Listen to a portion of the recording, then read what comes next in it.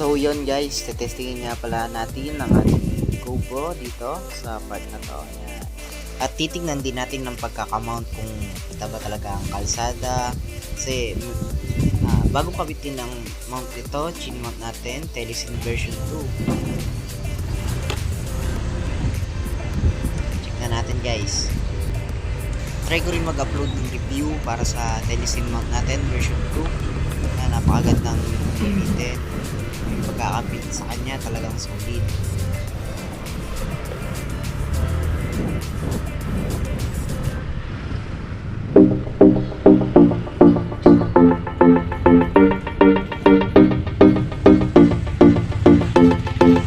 Pala kung saan yung part na magpapagasolina ako. Kaso sobrang dami. Ayan o. Tignan nyo guys. Sobrang dami na nagpapagas. Kaya yun. Decide ako na bumalik na lang. Mamaya na ng gas. Talaga yung mga gas station dito. Lagi punuan.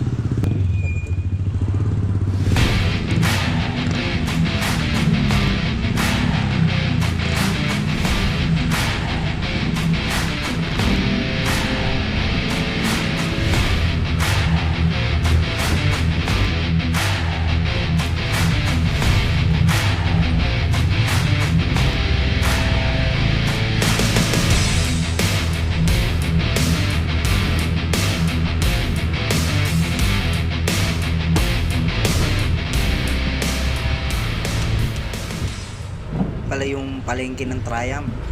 Yan. Natin makikita yung mga saling gulay, isda, manok, karne. Yan. Kaya pagdadaan kayo dito, dahan-dahanan talaga kasi may mga biglang natawid dito.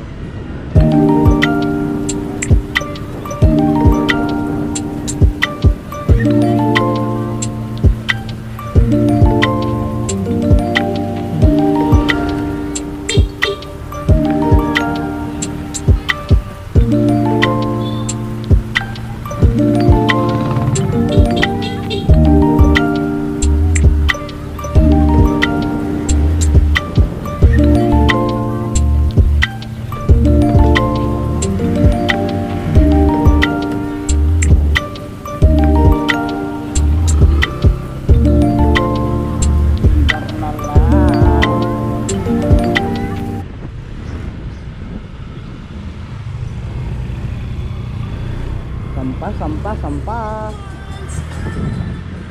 para malaksa na guys. 20 na naman.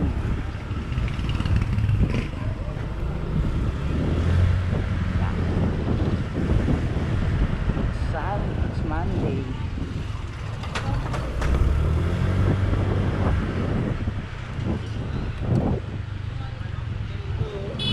Siyempre, ingat din sa pagpasok sa intersection.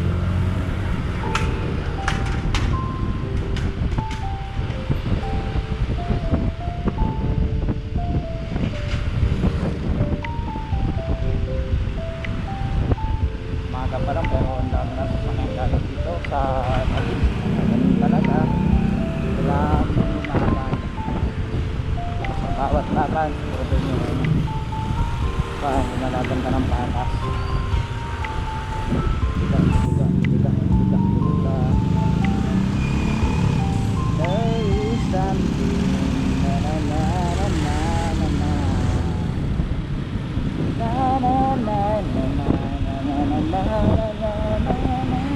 Ito nga pala sa part na to, nagtitest ako ng mic na ating GoPro. Built-in mic pa lang to, wala pa tayo purple panda na mic or anything attachment na mic.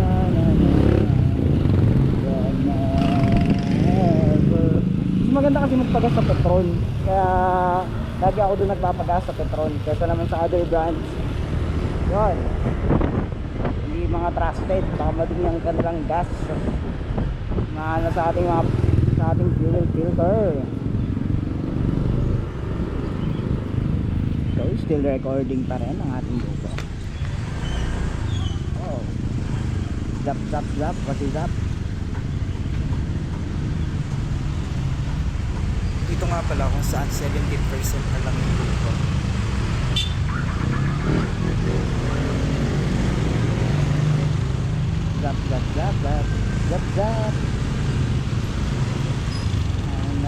mga tropa natin na kaswailer. May mga angkat ng mga iyabag. Kaya minsan pangarap nila rin maging ano eh, joyride rider, angkas rider, para marami kang iyabag. Tapos ako lang pala nakakarinig sa sinasabi ko, no? Wow!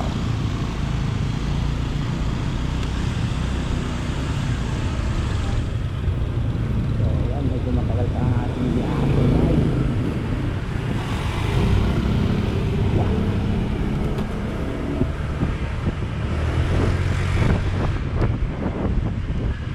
So kailangan dito sa Manila, lagi kang defensive driving. Tingnan mo lagi yung mga kanusan mo, nakapagigit mo, mga tatawid, mga sumusunod. Sigurado yung pag nagbigay ka ng pwersa sa motor mo, kaya mong pahintuin yung ataw na binigay mo. So ligo na tayo dito sa mga mas mabilis dito.